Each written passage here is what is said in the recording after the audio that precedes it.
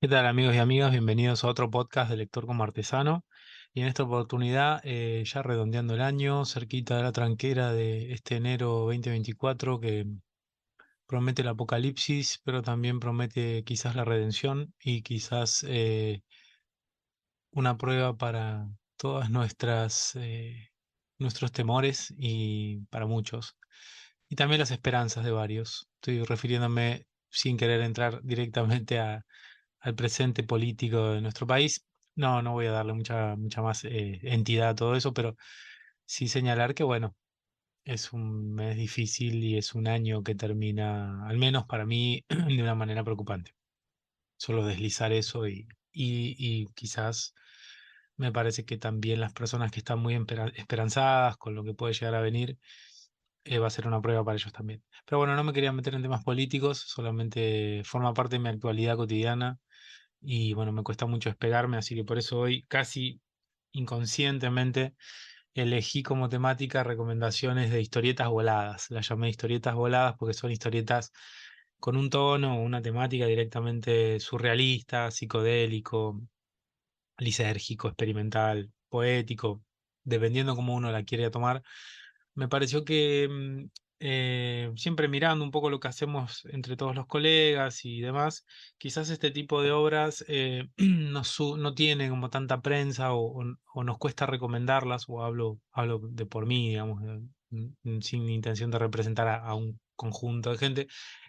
Cuesta recomendarlas porque, bueno, es como volviendo al punto de la música experimental o al cine experimental o al teatro experimental, implica una toma de posición como espectador de esa obra y de ese tipo de arte, quizás un poco más consciente que el consumo más habitual, casual, incluso a- traccionado por la costumbre, ¿no? La costumbre que finalmente tiene, si vos cuando vos tirás, ¿no? Del hilo y ves que, bueno, qué es lo que tracciona esa costumbre, bueno, en general es un mercado mucho más asentado, que es el mercado de historias comunes, por decirlo así, o de temáticas repetidas, que al repetirse producen un campo previsible de una experiencia artística, cinematográfica, literaria, o en este caso con las historietas, produce un efecto mucho más buscado en términos de resultados, ¿sí? Son mucho más los resultados cuáles van a ser y las ventas de esas obras, ¿no? Sobre todo estoy pensando desde el cine de Hollywood, el teatro más mainstream, ¿no? La palabra mainstream no es como de mi agrado, ¿no? No me encanta, pero claramente lo que está señalando es que, bueno, existe un mercado muy, ¿cómo decirlo?, muy consolidado, muy grande, donde hay grandes jugadores que ponen mucho dinero y que van a buscar que ese dinero reditúe y que se devuelva con más ganancias. Entonces, en esa lógica, el arte, por decirlo así, ¿no? Toda la experiencia artística empieza a estar muy condicionada y empieza a estar muy, eh, ¿cómo decirlo?, segmentada, ¿no? Como si dijéramos que le ponemos un bozal por momentos o un corset a ciertas temáticas. También las volvemos, ¿no? Esto se señala mucho cuando se habla de la industria, ¿no? La industria del espectáculo. Tomo un matecito, en este caso un tereré, porque ya está haciendo mucho calor y yo acá es con donde paso directamente del mate caliente al tereré y por qué no también a una cervecita. En mi caso, Budweiser siempre, pero bueno, estarán los fundamentalistas de la APA, IPA, UPA. En este caso, bueno, volviendo al punto, la cuestión de estas obras, de las obras más surrealistas, ¿no? Donde ahora vamos a hablar un poco del por qué es sano, recomendable y necesario entrar a estas obras. Lo que choca y lo que va a ser el surgimiento del surrealismo, el dadaísmo y demás movimientos artísticos que se inician a principios del siglo XX, surgen como un poco una denuncia a lo que yo estaba tratando de contar con otras palabras, pero que básicamente es lo que se llama el arte burgués, ¿no? O el arte aburguesada, es un arte que desde el punto de la crítica, digamos, los que critican a este tipo de arte, incluso no lo llaman arte algunos, sino que es más bien un trabajo, un oficio menor, sin aspiraciones estéticas,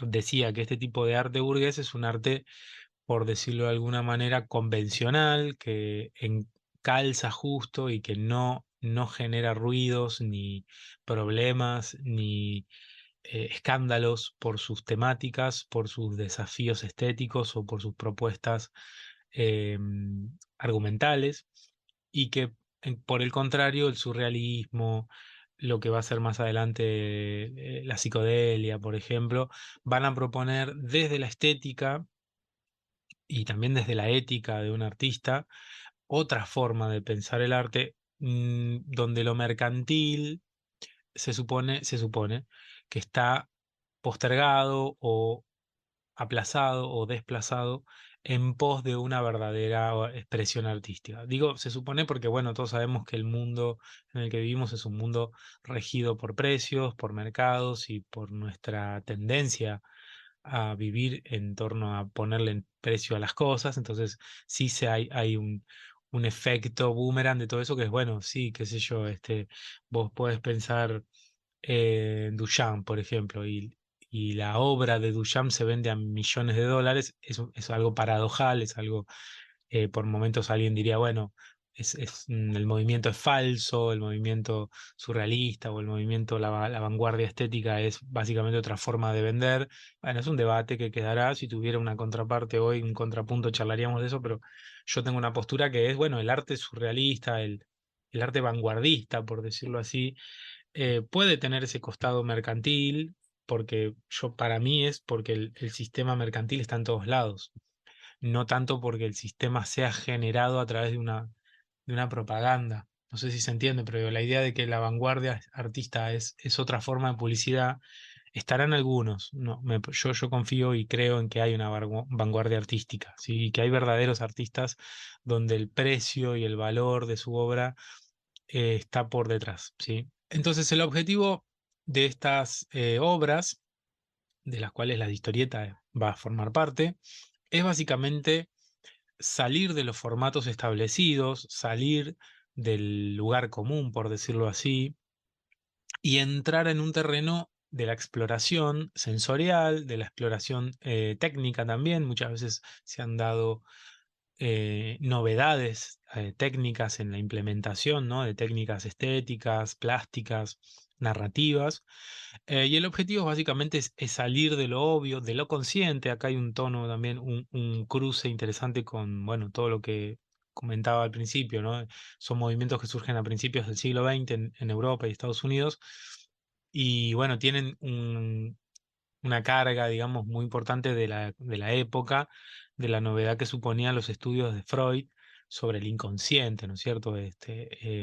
Lo que suponía es una puesta ¿cómo decirlo? Es una puesta en crisis de la idea de que somos seres racionales y conscientes 7 por 24, es decir, incluso cuando dormimos, todo es racional.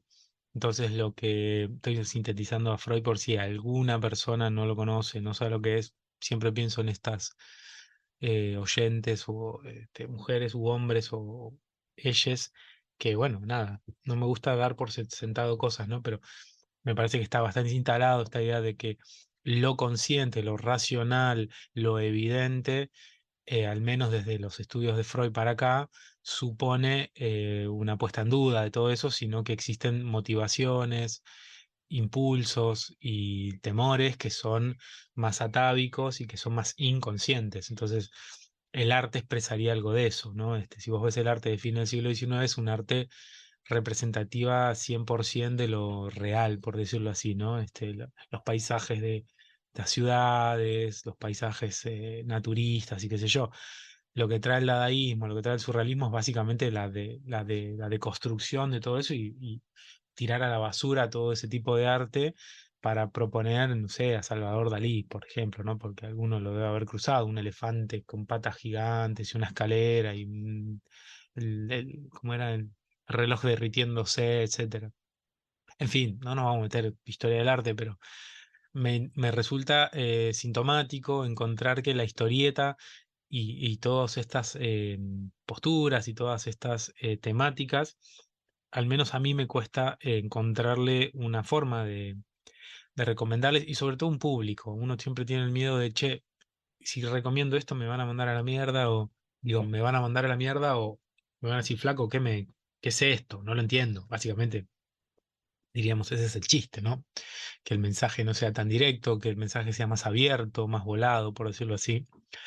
Entonces el argumento principal siempre suele tener esta cuestión de finales abiertos, el desconcierto, la sensación de perder cierta continuidad narrativa que es muy emblemática, ¿no? El famoso la tríada, ¿no? Inicio, nudo, desenlace y el camino del héroe, por ejemplo, que desde hace mucho tiempo suena en cursos de guión y todos lados. Bueno, una historieta surrealista no puede seguir el camino del héroe así a rajatabla obedeciéndolo, porque en algún punto, si quiere también lo puede hacer, pero estaría rompiendo un poco su principio, que es salir de los lugares comunes, ¿no? Así que nada, André Breton, que es el padre del surrealismo, decía que el surrealismo es un dictado del pensamiento sin la intervención reguladora de la razón, ajeno a toda preocupación estética o moral, ¿sí? Esto es en 1924, como para tener una, ¿cómo decirlo? Nada, una punta de lo que vamos a recomendar. Y he tomado la decisión, y lo estoy grabando para hacérmelo acordar, de que también voy a pasar imágenes desde el Instagram y las redes para un poco poner en valor algo que cuesta mucho desde un podcast, que es realzar justamente lo visual, y en este tipo de productos y en este tipo de arte es esencial, justamente es una experiencia muchas veces visual, es decir, en el caso de la historieta, ¿no? Si fuera música, bueno, sonora sería fundamental, pero ¿qué quiero decir con que es fundamental lo perceptible? Porque la obra va a ser analizada desde lo que me transmite muchas veces, ¿no? Yo tengo acá, por ejemplo, una postura con el cine de David Lynch, que por ahí lo ubican. Carretera Perdida, Mulholland Drive, Inland Empire, bueno, y Twin Peaks, la serie. ¿Qué hace Lynch? Para mí, es mi forma de disfrutarlo o de verlo a David Lynch. Vos podés ir por la línea full racional, que es meterle toda la razón que puedas y todo el análisis sesudo, craneal, que lo tiene, o puedes experimentarlo como una experiencia, como es subirte a un, ¿cómo se dice? Una montaña rusa, o subirte a un tren fantasma, digamos, pasar experiencias. Entonces, Lynch tiene momentos muy logrados donde te puede transmitir un miedo que te pone la piel de gallina, o una sensación de angustia, o una sensación, estoy pensando en Eraserhead, por ejemplo, es uno de sus primeros, si no el primero, eh, película corto que él hace. Es una película que te genera un desagrado, te genera una sensación de rechazo, te genera opresión, y eso se logra. El argumento está también, los personajes, qué sé yo, el sonido, todo lo que vos quieras analizar más racionalmente también, pero el tema que toca va a una fibra muy inconsciente, muy irracional, que es básicamente el rechazo, el miedo y la sensación de desconexión, de estar perdido. Entonces me parece que, por poner un ejemplo boludo de alguien que ya es de culto, ¿no? Es un autor de culto, tiene cientos de miles de comentadores de su obra, consumidores y demás. Pero digo, solo para marcar un punto en lo que vamos a ver es eso, ¿no? La crítica a un modelo preestablecido, que yo creo que hoy tiene mucha vitalidad, que es este modelo más burgués, modelo medio, diríamos, fast food de cine o fast food de historietas. ¿Significa que la historieta argentina tiene un fast food? Y hay una línea que sí, no me hagan decir nombres ni nada, pero existe como una tendencia a la fórmula, una tendencia a el modelo, una tendencia a lo, de alguna manera, a lo conocido. ¿Significa que es malo? Bueno, no, lo que quiero señalar es, bueno, que celebro la llegada de esta experimentación. Es una llegada que también hoy va de la mano, en Argentina la historieta va de la mano de unos 15 años largos de una experimentación también en términos narrativos, sin llegar al surrealismo, pero estas historias de vida, o las historietas reales, o incluso la reconstrucción o deconstrucción o adaptación del género superheroico desde este lado, desde nuestros márgenes, por decirlo así. Así que nada, me parece que hay mucho y muy bueno en torno a lo que es la historieta y la forma de convivir o de compartir estas miradas experimentales, pero acá me voy a enfocar no tanto en la experimentación quizás estética o de recursos, sino más bien en temáticas y en obras que han sido, me parece, conocidas algunas, otras quizás un poco menos, muy jugadas en su propuesta. Arranco, ¿sí? La primera de ellas es Altavista, de Fer Calvi. Altavista es del 2014. Y bueno, Fer Calvi, si andan dando vueltas desde hace un tiempo por la historieta argentina, lo conocerán. Es un gran autor integral de la generación de los 90, yo te diría 1990, ¿no? Es una persona ya que tiene varias décadas de recorrido de su obra. Yo lo recuerdo por Bruno Helmet, que fue la historieta que compré allá en los 90, y desde siempre tiene una estética muy personal, muy marcada, muy dinámica y muy versátil, podríamos decir, que es una de las principales elogios que uno le puede hacer a su pluma, ¿no? A su estilo estético.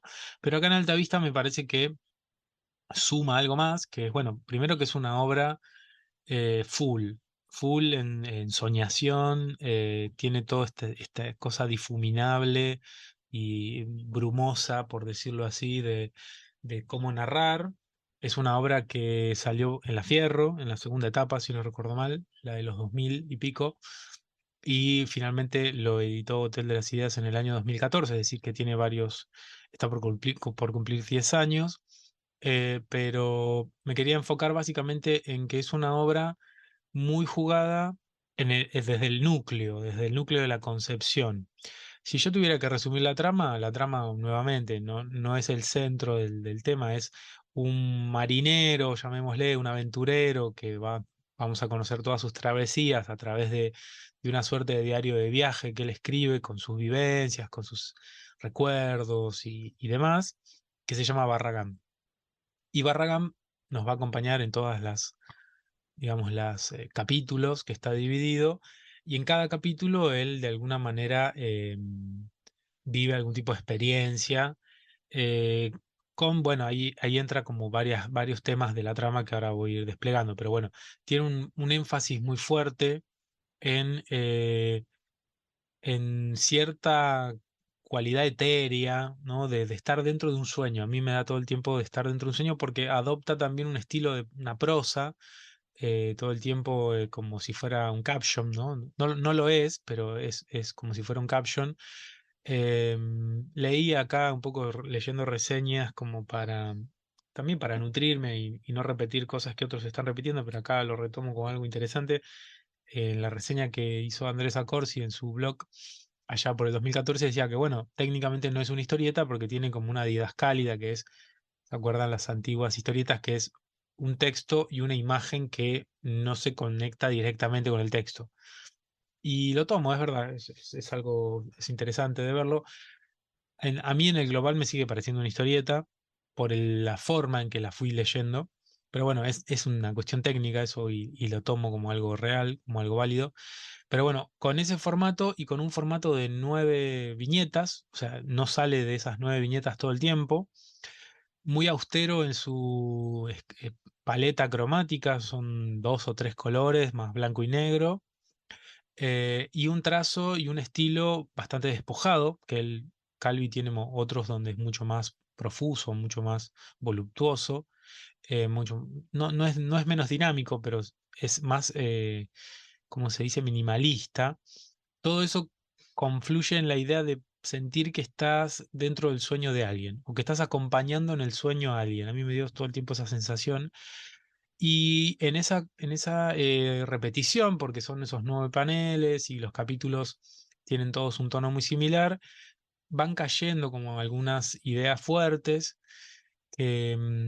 Para mí la más fuerte es la soledad, la sensación de sentirte solo, de esa soledad existencial, ¿no? Que es la soledad de sabernos que, bueno, que estamos en un mundo, como dice, hay un filósofo que se llama Heidegger, ¿no? Que le dice, estamos lanzados al mundo. Es decir, hay una sensación a veces de orfandad existencial, de decir, bueno, ¿para qué vinimos? ¿Cuál es mi lugar en el mundo, ¿no? por eso esta idea de que él es un errante, es un tipo que viaja y que está buscando un amor y a la vez es un marinero que no tiene puerto, ¿no? Esta idea así muy interesante desde cómo él lo aborda, ¿no? Cómo lo utiliza Fer, todo estas cuestiones. Se conecta con otro punto que también ahí es un punto muy alto de la historieta, que es la aventura. Calvi toma, bueno, él es muy de ese género, lo conoce como nadie, entonces toma la aventura, esa aventura tipo Popeye el Marino, Popeye o Tintín, que también aparecen con referencias, por ejemplo, son dos grandes figuras que aparecen medio sugeridas para que el que lo pueda entender lo enganche. La experiencia de la aventura como algo existencial también, como que la soledad y la aventura serían como una especie de, ¿no? De luz y sombra de, de lo humano, de lo existencial, no me sale otra palabra, ¿no? De lo ser, del vivir acá, o sea, del ser alguien es justamente arrojado al mundo, es decir, saliendo de mi soledad. Entonces me parece como reinteresante ese punto. Se lo banca, es un libro que se banca esta mirada, eso, y no es que flashee, es la famosa flasheaste, ¿no? Me parece que se lo banca porque todo el tiempo aparece todo eso. Eh, y me parece muy interesante, muy sentido, no sé cómo decirlo. Es una obra que puede pecar de quizás a un lector más ajeno, muy fría. Es una obra que pareciera ser, ¿no?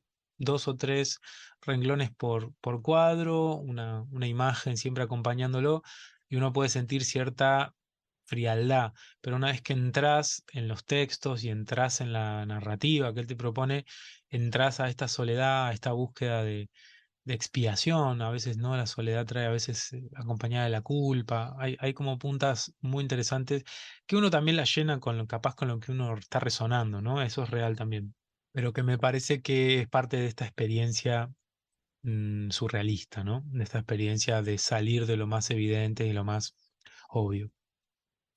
Y el otro punto que me parece muy fuerte, muy alto, es todo este trasvasamiento, este cruce metagénero, ¿no? O sea, el género de aventuras tomado como una especie de pizarrón en el cual empezar a escribir nombres.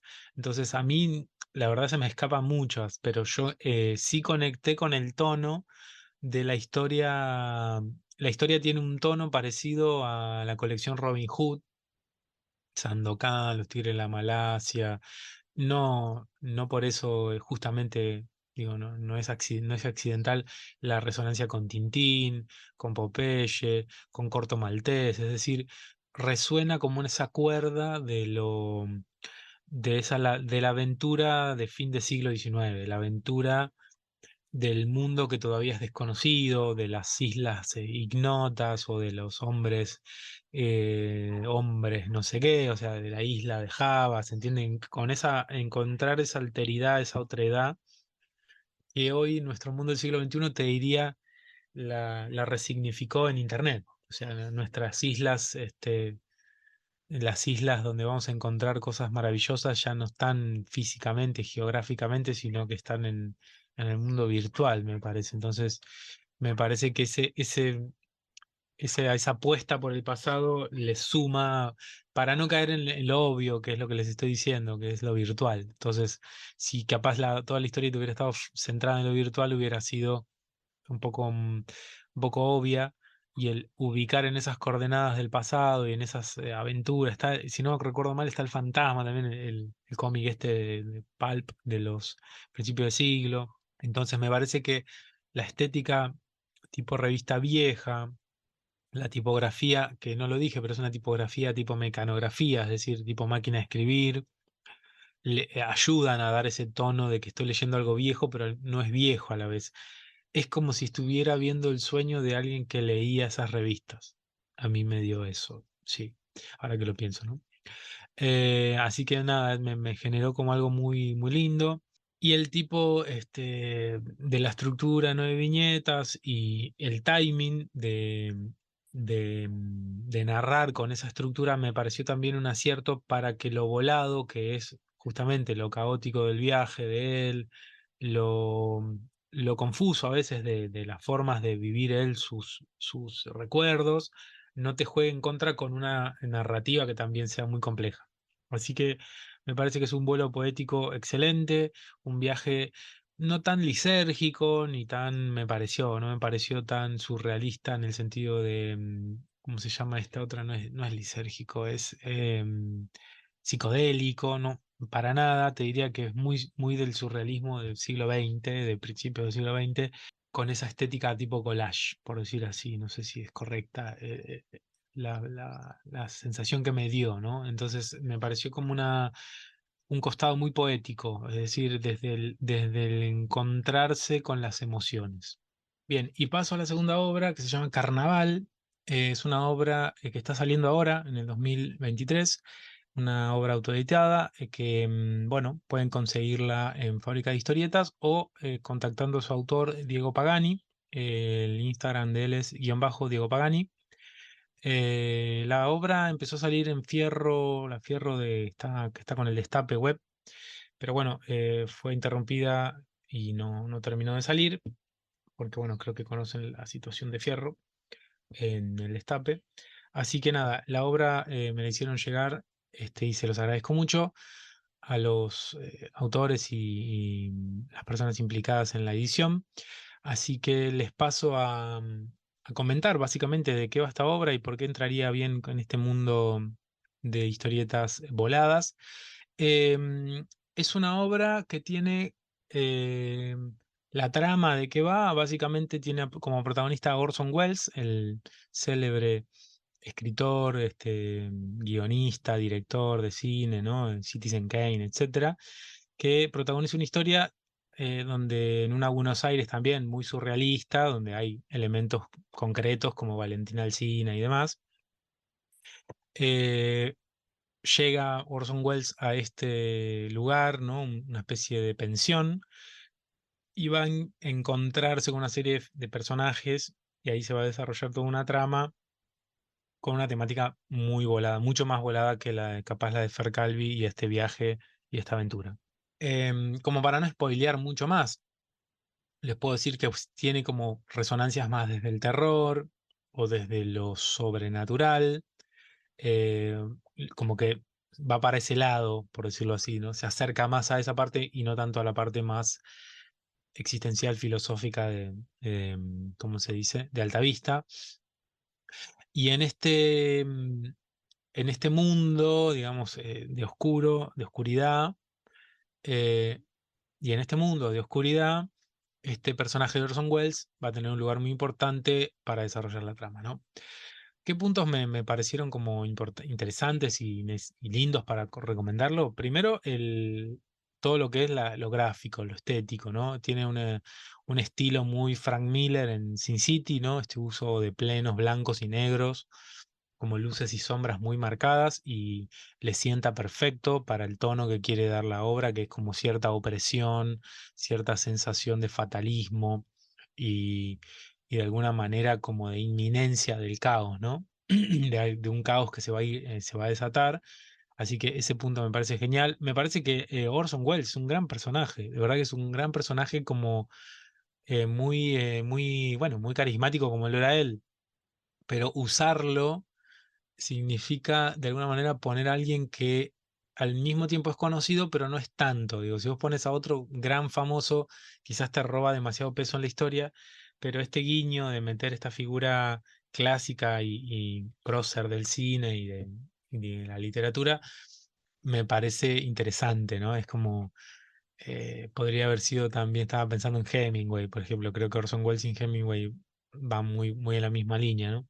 Bueno, y me gustó también el uso de una Buenos Aires muy libre, como en un eje fuerte entre la frontera, entre lo que es la ciudad de Buenos Aires y su conurbano, como el lugar donde todo puede pasar. Me parece que eso es quizás una convención ya en muchas historietas, pero acá está bien plantado sin abusar, ¿sí?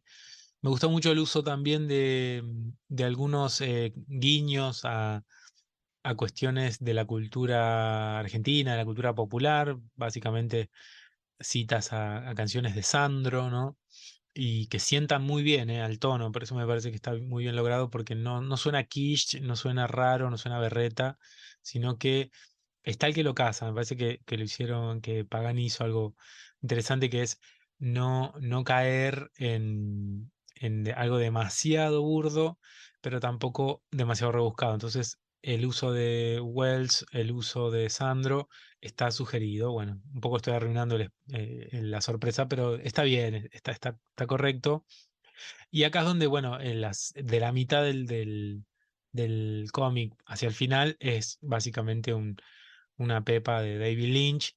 A mí me hizo acordar mucho a Eraserhead. Justamente hay un teatro, un teatro de vodevil, ¿no? Esos teatros baratos, donde ocurre todo el evento principal. Orson Welles está como devenido a ser en una especie de mago que va a hacer un show, y con ese show un poco se desatan todas las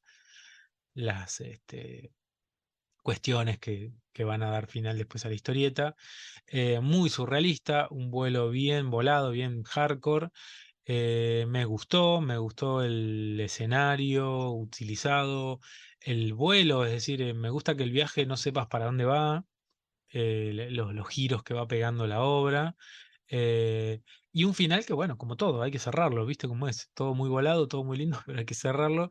Y también cumple. Me parece que ahí es donde vuelve al manual, por decirlo así, a lo correcto. Y en ese sentido lo tomo como algo positivo, que, que, bueno, finalmente es una obra que es autoconclusiva y que es una experiencia medio lisérgica de nada, de una especie de aquelarre. Entonces, me parece muy interesante, muy desafiante haberlo hecho y salir bien parado. Repito, los puntos más fuertes me parece que son la decisión estética de estas luces y sombras y de estos personajes que están muy bien plantados. Hay varios, no tampoco los quiero spoilear, pero hay un par de personajes que van y vienen que están muy interesantes. Y la sensación de extrañeza que está bien lograda. Sin llegar al terror, sin llegar a fórmulas un poco más remanidas, este costado lynchiano, este costado de David Lynch, no es tan fácil de lograr. Más de uno se queda a mitad de camino y acá lo ha logrado, sí, lo ha logrado acá el autor, Diego. Así que bueno, mis felicitaciones para ellos. A quienes estén interesados, repito, link de compra. Había una preventa hasta no hace mucho, quizás ya fue, mala mía por los tiempos míos de mi pereza. Pero bueno, si no lo contactan a Diego Pagani vía Instagram o en Fábrica de Historietas, ya hay un par de ejemplares para ir a comprar. Fábrica de Historieta está, ya les digo, en Congreso, si no recuerdo mal, eh, a unas cuadras del Congreso. La dirección es Ayacucho 19, sí, en Capital Federal. Y se hacen envíos también y todo. Bueno, lo revendí esto porque me gusta, ¿cómo decirlo? Me gusta recomendar cosas nuevas también. Si Calvi por ejemplo, es una persona recontra consagrada, entonces me gusta irme echando también con personas y con proyectos más, un poco más under para que esta historieta que todos queremos siga creciendo, ¿no? Así que bueno, justo hablando de consagrados, vamos con la tercera recomendación, que es Doctor Paradox de Quique Alcatena. Em, Quique Alcatena, si lo tengo que explicar, ya me embola, así que todos lo ubican. ¿Quién es? Es un grande, grande, grande de la historieta nacional, contemporáneo de las épocas de oro y de la época nueva de oro que es ahora la historieta del 2005 para acá. Así que es una alegría tenerlo en este caudal de producción, donde por un lado está todo esta reedición o este rescate de su obra que es gigantesca, de trabajos con Masitelli, básicamente, pero también con otros autores. Y en este lugar, Doctor Paradox es una obra full de él. Yo voy a hacer referencia de lo que está disponible en Chroma Comics, que también es un sitio web muy interesante para que revisen de divulgación, bueno, de historietas. Ya les cuento todas las cosas que tiene Chroma Comics. La gente de La Batea, el Sucucho, Comiqueando, lo han recomendado mucho, muy justificado, porque Chroma Comics es un proyecto relativamente nuevo, debe andar cerca del año ya. Em, y tiene trabajos de Pedro Mancini, tiene trabajos de Minaberri, tiene trabajos de Jules, de Femimutancia, ¿no? También conocida como Jules Mamone. Dridre Serpiente, se llama, me ha costado mucho decirlo, Dridre Serpiente, re interesante, como siempre, Jules con su estética y con sus temáticas. Tiene también, decía Ignacio Minaberri con Noelia, una obra, todas, creo que ya lo han hablado, pero lo repito, Chroma Comic tiene toda por decirlo así rápidamente, es como un lado alternativo, experimental del género de aventuras y superheroico. Así que son todos superhéroes o personajes así con ese tono, pero vistos desde la óptica de un autor o una autora con su voz propia y con sus inquietudes propias. Entonces, Fractale, por ejemplo, es de Pedro Mancini. Eh, Podríamos hacer, si quieren, en algún momento explicar uno cada uno, ¿no? Los potenciales de Patricio Oliver, que viene también de su libro y esto sería como una secuela. eh, Dridre Serpiente de Jules, Doctor Paradox y creo que ninguno más. ¿Qué, qué nos ofrece Doctor Paradox? Bueno, para los que nunca lo vieron, Doctor Paradox es una...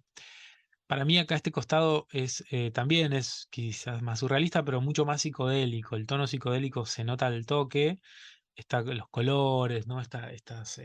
La línea difusa, ¿no? Como de ensoñación, pero es algo, es mucho más. Yo creo que si no nos estamos quedando, estamos siendo injustos. Y Doctor Paradox es para mí es un estilo, es una especie de, ¿no? de combo de cosas de Lewis Carroll y Jonathan Swift, por ejemplo, que son los clásicos aventureros de la fantasía más hardcore, ¿no? De Alicia en el País de las Maravillas y los viajes de Gulliver, con cosas que a mí estéticamente me resuenan mucho a Terry Gilliam de los Monty Python o George Dunning de Yellow Submarine, de la película de los Beatles. No sé si ubican todo eso. En la foto ahí incluiría a Doctor Paradox y a Kike, disfrutándolo mucho. Se nota que lo que hace, no sé, a mí me dio esa sensación de una cosa muy lúdica, muy libre, ¿sí? Muy desde las decisiones estéticas, los colores, el uso blanco y negro, colores, la puesta en páginas. Acá si decíamos que no sé, que Calvi era un poco más austero y convencional y que Pagani era más Sin City, acá es full Lisergia. Para mí, full Terry Gilliam y toda esa movida. Y bueno, juega todo el tiempo con algo muy, no sé, es como un Quique Alcatena puro, por decirlo así, sin la dupla Masitelli, ¿no? Acá es pura experimentación de él. Y tiene todo un costado meta, ¿no? Un meta textual de que, bueno, vos ya leíste en 25.000 historias de aventuras, sabes lo que va a pasar, sabes los desafíos que tiene el Paradox, los villanos, pero todo tiene una pátina y más que una pátina, es como una especie de esqueleto, ¿no? El esqueleto es básicamente jugar a contarnos unas historias.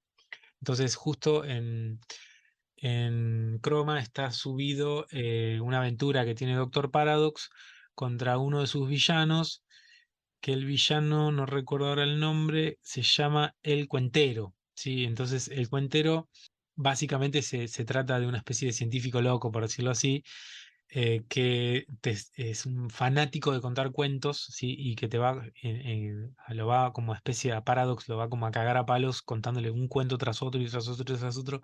Y eso está genial porque, bueno, esa saturación es un poco lisérgica y es un poco surrealista. Pero él le suma, aquí que le suma como dos registros estéticos re interesantes, que es, por un lado, el color, que es casi un tono muy exclusivo de Paradox, de la obra de él en Doctor Paradox, con el blanco y negro clásico de sus obras. Para mí es como una especie de tomarse en joda al Quique más mitológico y al Quique más de las historias todas así medio trágicas de, no sé, estoy pensando, a ver, de Nugui los Cuatro, por ejemplo, ¿no? De Masiteli y Alcatena, la niña de Sal, donde todo tiene este costado que le sale tan bien a ambos, a Masiteli y a Alcatena, hablar de las fantasías antiguas, ¿no? Esta cosa desde lo antiguo, desde lo diverso. Y acá se lo toma un poco en joda y Paradox se mete como dentro de esa obra. Y Paradox, el cuentero, y había otro personaje que se llama El Aura. Eteria, también lindo. Son como vuelos, ¿cómo decirlo? Permitidos, no sé cómo decirlo, son como estas. Te tiene que gustar salir de lo convencional y sobre todo dejar, es como volver a tener 5 años y jugar con los chiches cuando armabas historias con tus amigos. ¿Se entiende? Yo era muy de hacer eso y acá sentí algo muy similar, que es sin caer en el sarcasmo, sin caer en... ¿Se entiende? Porque tiene un tono de sátira, de reírse o de parodia, pero no es un tono burlón, no es un tono cáustico, por decirlo así, donde se toma como en joda y esto es una pavada, sino que es desde el costado, que es un poco el espíritu de Quique, ¿no? El disfrute, el contacto con lo bello, el contacto con lo fantástico, la fantasía. Solo para mencionarles, por ejemplo, mientras ellos van peleando, van pasando por distintos cuentos y este cuentero le dice, te conté de ¿cómo se dice? El cuentero le cuenta a Paradox, es verdad que le hablé a la bota de 7 leguas, que es un superhéroe que tiene las dos piernas metidas dentro de una bota. Dice, es verdad que le hablé a la bota de 7 leguas, es decir, a este personaje, de la casa de Mimbre al final de la Alameda y no pudo resistir el ansia de explorarla. Es verdad también que no le dije nada de los suburbios crepitantes que provenían de ella, que hacían salir corriendo a los niños que osaban acercarse demasiado por supuesto que se iba a enfrentar a mil peligros allí dentro, pero bueno, es parte del rol de los héroes o en cualquier historia, o no, dice, ¿no? Y ahí tenés un señor de mimbre gigante, unos gigantes de mimbre. Ah, qué flashero, gigantes de mimbre, me encantó. Y una ciudad de mimbre, estas cosas así como muy de Alcantena, muy... A mí me hace acordar mucho a Italo Calvino, esta cosa que toca estos como estos puntos de la imaginación que no son cualquier imaginación, es una imaginación que lleva la barrera de lo posible e incluso de lo imaginable, ¿no? Nunca me hubiera imaginado una ciudad de mimbre, poner, imagínate una ciudad ya de mimbre, hermoso. Así que nada, es bello estéticamente, es bello conceptualmente. Como contras que te puede pasar, te puede llegar a parecer muy convencional, el estilo de narrativo o quizás no es el tono que a vos te interesa pensar. Por eso digo, es otro punto también que me lo anoté, muy parecido a Little Nemo in Slumberland de Winsor McCay, muy ese estilo, que es cada página es una aventura y mirala, o sea, disfrútala. Así que me parece que como para también festejar, por decir, un Quique Alcatena que lejos de estar promediando o bajando su calidad, está todo el tiempo rompiendo sus propios límites, así que si disfrutas de la fantasía, si te gusta la cosa de Terry Gilliam, si te gusta Slumberland, metele que no falla, ¿no es cierto? Bueno, y voy con los últimos dos. El anteúltimo es Héroes de Iño Asano. Este está editado por Editorial Ibrea. Chroma Comics, les dije, es una página que está en la página web, pero Doctor Paradox, a ver, lo voy a googlear. No me acuerdo si está en fábrica de historietas también. Doctor Paradox también se consigue en papel, ¿sí? Eso es lo que quería decir. Así que también busquen en fábrica de historietas, escríbanle aquí, que o lo que fuera, se consigue, ¿sí? Se consigue y no son precios prohibitivos. Pensemos que hay obras que hoy están redondeando las 15 lucas. No, Doctor Paradox no sale ni en pedo eso, ¿sí? Bueno, Iño Asano y Héroes de Ibrea. Es del 2023 la obra, así que es una obra reciente de Asano. Iño Asano tiene mucha obra ya hecha, editada acá en Argentina.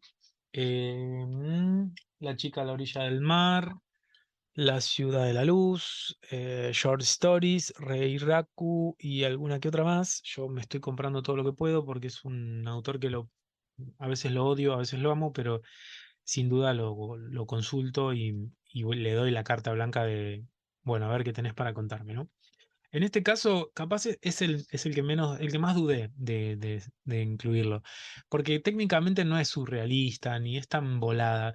Tiene un par de cosas que me parecieron que podían entrar y estar a tono con las otras obras.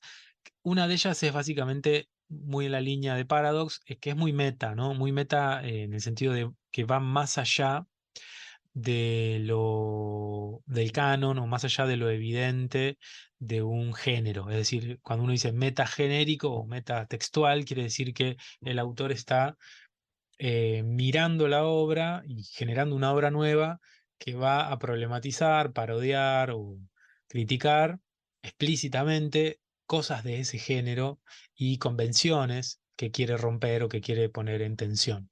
En este caso, Héroes es una parodia para mí al género superheroico norteamericano, pero también a todo lo que el propio género ya en Japón de la aventura y ¿no? Los Dragon Ball infinitos y Saint Seiya y One Piece y el otro, ¿cómo se llama? Y Naruto, Boruto y Eruto, todo eso, entonces, que tanto nos ama y nos convoca, a mí, yo lo amo, Dragon Ball, amo Saint Seiya, pero digo, tomárselo un poco en parodia está bueno también.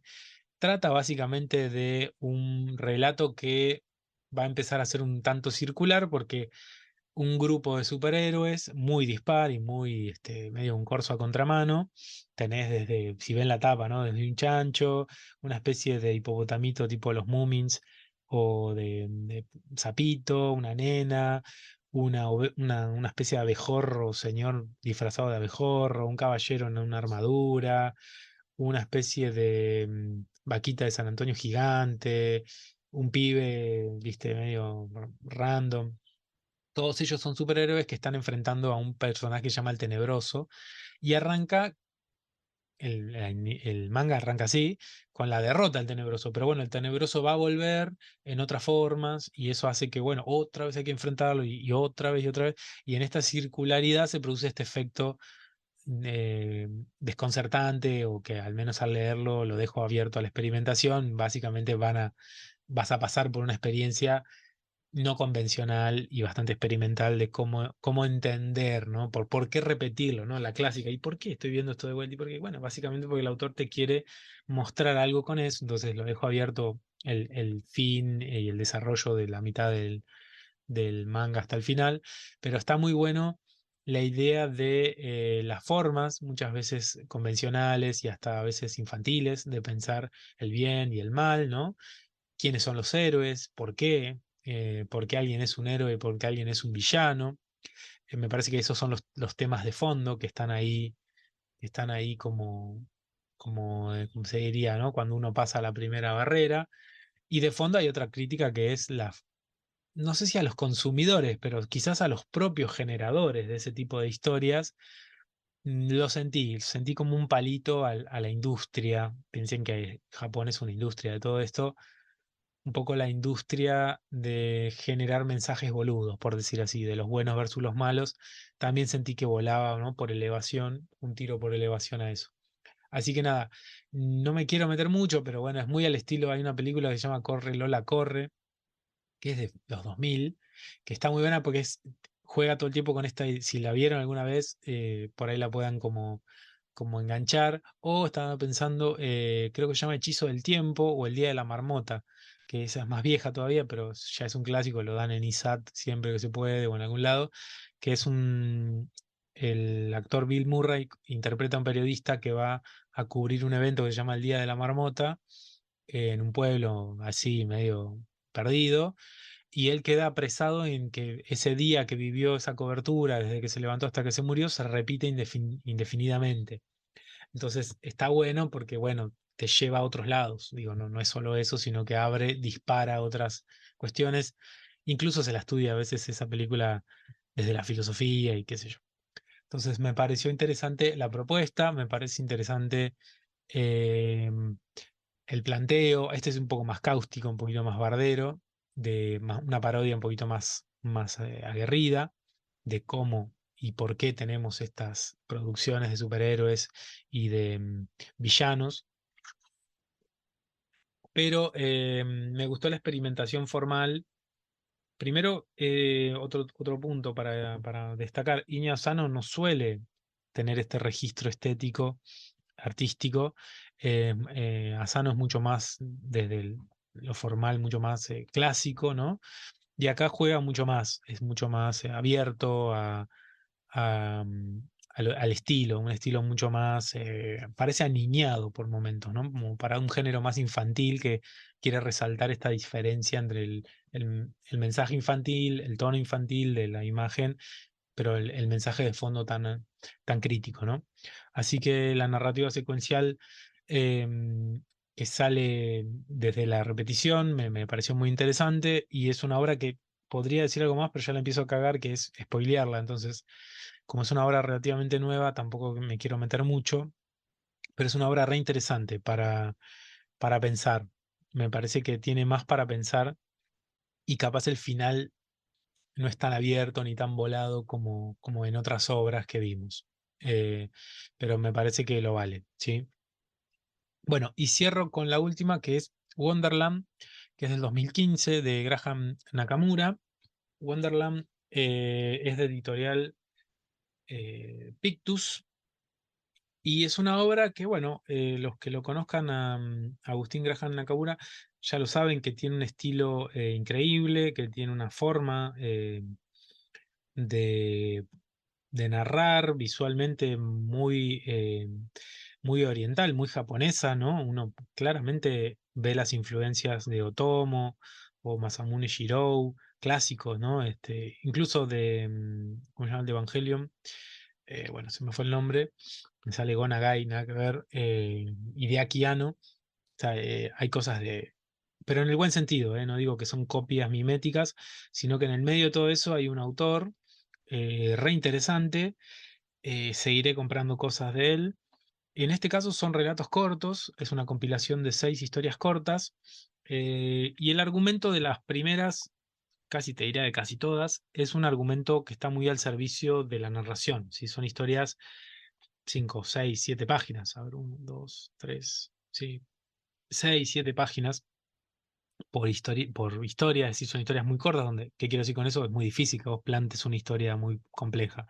Entonces, ahí es donde, bueno, la narrativa muy dinámica, muy potente, los fondos, el laburo que hace de fondos, los monstruos que aparecen, todo tiene un nivel súper alto, en blanco y negro.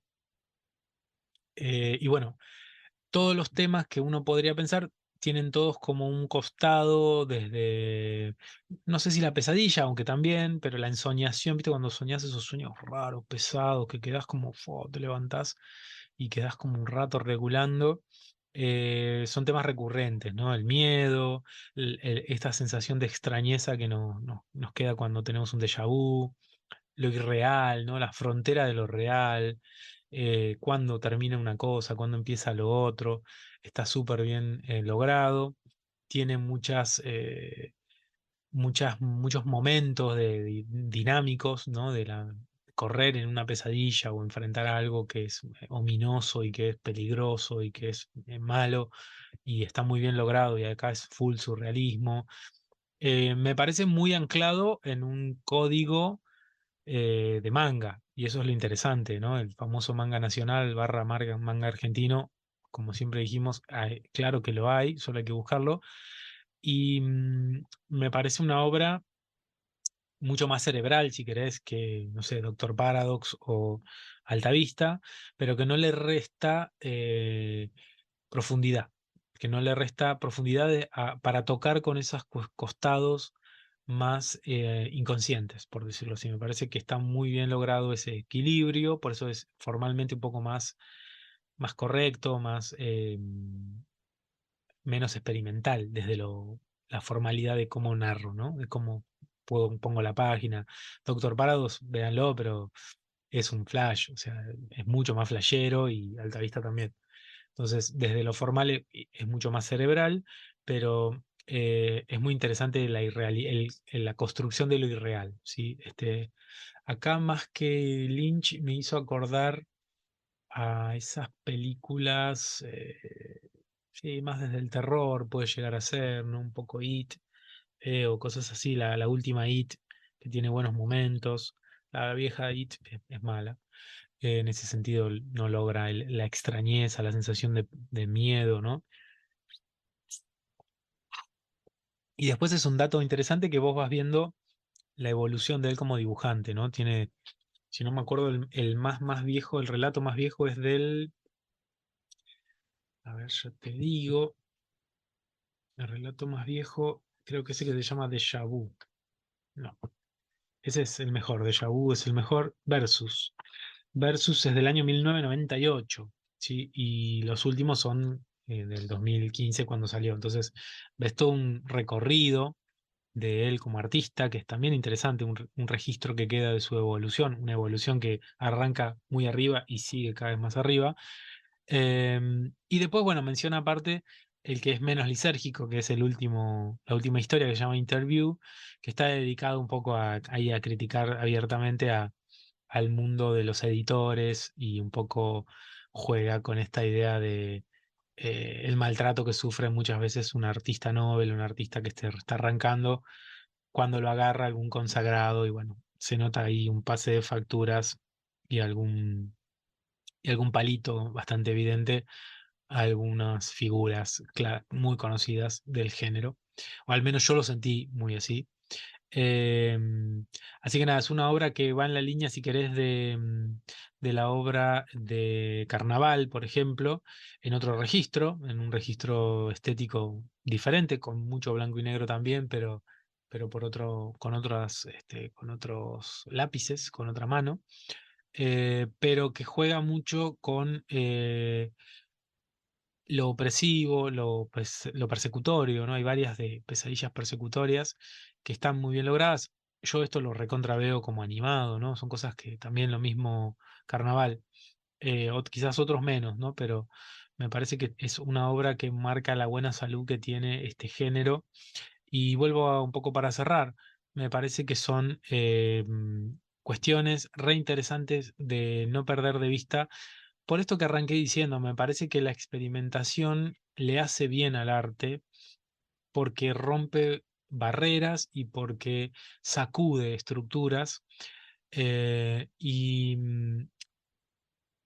¿cómo decirlo?, trae cosas nuevas, que no quiere decir que todas sean buenas o utilizables, sino que son miradas distintas que pueden enriquecer al propio género clásico de aventuras, al género de drama, al género bélico, pero al mismo tiempo yo apuesto no solo a eso, a que, digamos, la vanguardia enriquezca ¿cómo decirlo?, por derrame, sino que me parece que estos experimentos vanguardistas o estas posturas más desde lo surreal y desde la poesía o desde la transmisión de cosas más inconscientes, nos saca un poco de una zona de confort que yo creo que la modernidad nos está ahogando en eso. Siempre fue la crítica clásica, desde que hay modernidad, hay crítica a, de alguna manera, la industrialización de la cultura, pero me parece que hoy más, al menos nuestra generación, estoy hablando de los que estamos viviendo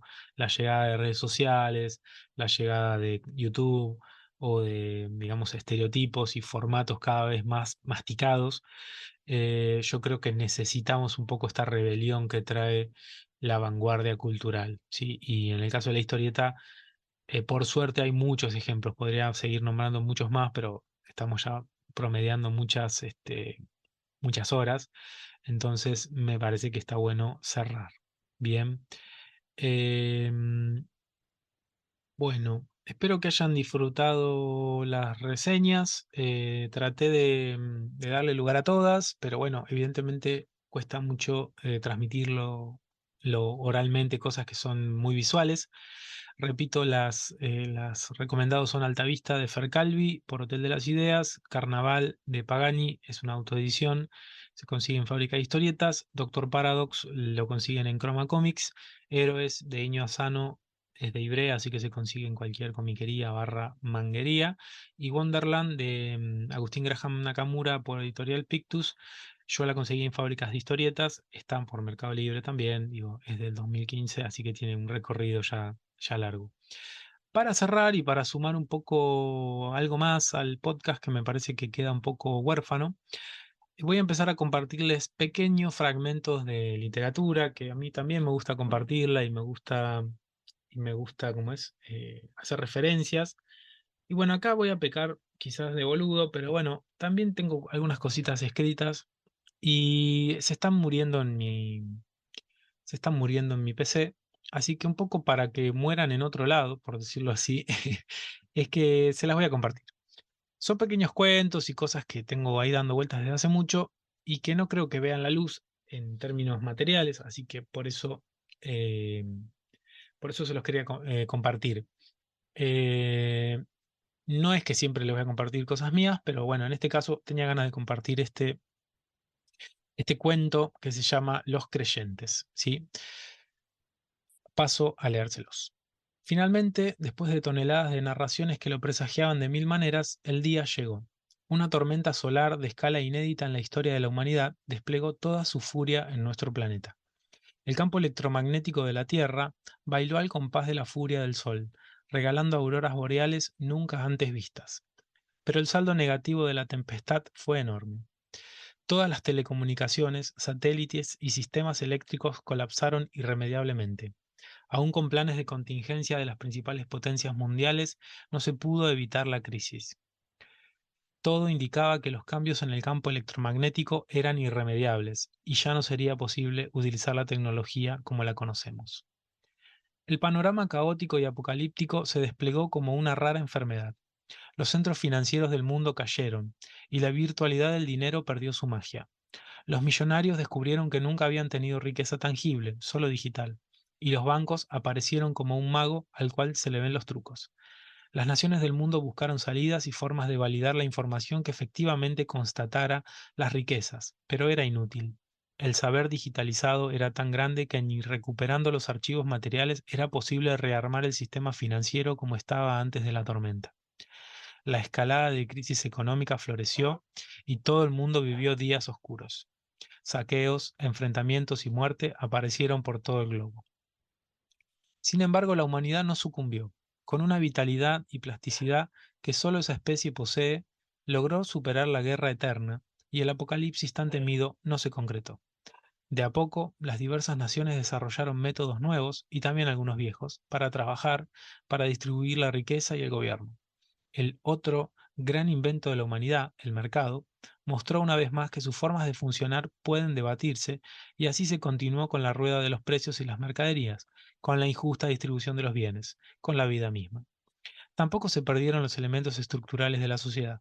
Individualismo, egoísmo, reclusión y falta de empatía continuaron siendo la moneda corriente en las grandes urbes. Sin embargo, desde que la tecnología digital abandonó el mundo del hombre, hubo algunas novedades interesantes.